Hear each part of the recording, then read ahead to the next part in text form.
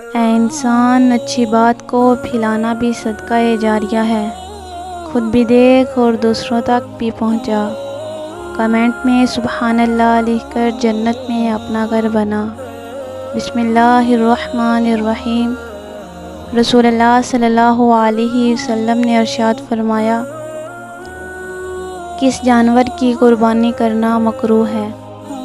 حدیث مبارکہ میں آتا ہے، حضرت علی رضی اللہ عنہ سے روایت ہے کہ نبی کریم صلی اللہ علیہ وسلم نے ہمیں حکم دیا کہ ہم قربانی کے جانور کی آنکھ اور کان اچھی طرح سے دیکھ لیں تاکہ اس میں کوئی نقص نہ ہو، اور ہمیں فرمایا کہ ہم اس جانور کی قربانی نہ کریں جس کے کان اگلی طرف سے یا پچھلی طرف سے کٹے ہوئے ہوں، یا اگلی طرف سے یا پچھلی طرف سے پھٹے ہوئے ہوں، یا ان میں کوئی سوراخ ہو۔